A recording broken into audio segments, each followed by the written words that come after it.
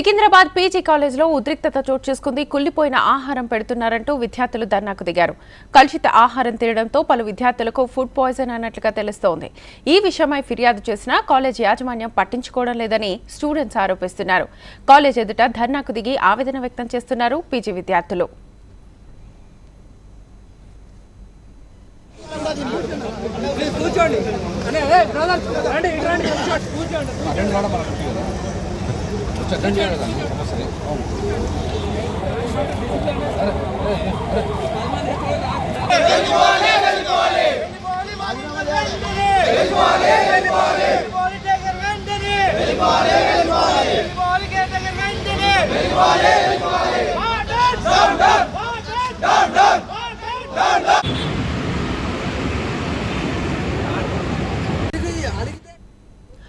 Secunderabad PG కాలేజీలో ఉద్రిక్తత చోటు చేసుకుంది. కుళ్లిపోయిన ఆహారం పెడుతున్నారంటూ విద్యార్థులు ధర్నాకు దిగారు.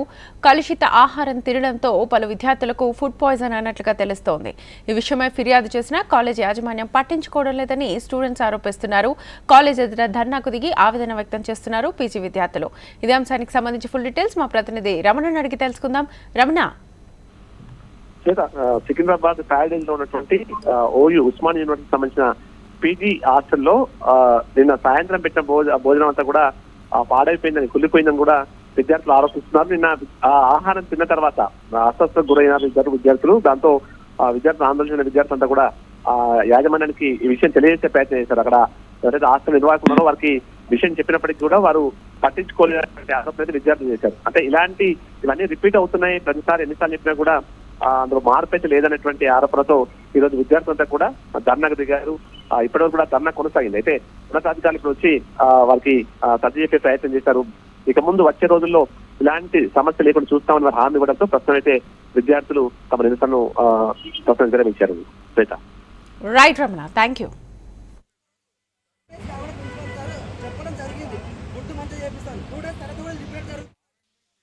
నిన్న సాయంత్రం రోజున మాకు ఫుడ్ అండ్ రిసార్ట్ డిన్నర్కి పూర్తిగా ఖరాబ్ అయిపోయింది.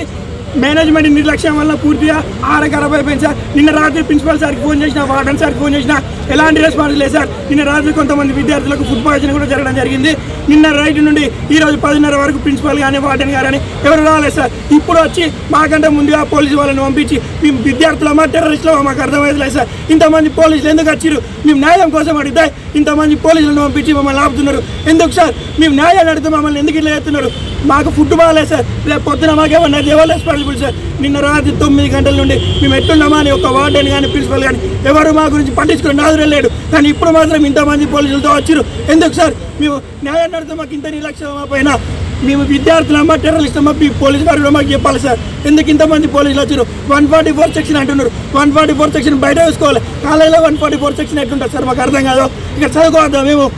144 సెక్షన్ 3 కంటే ఎక్కువ ఉన్నదంటే విద్యార్థులు ముగ్గురు ఒకటి క్లాసులు చెప్పారు. మీరు పోలీసులు వచ్చి ఎందుకు సార్ మీరు అందరూ లోపలికి రావాలి? మాకు న్యాయం జరగాలి సార్. మాకు న్యాయం జరిగే వారికి ఇక్కడ లేదు.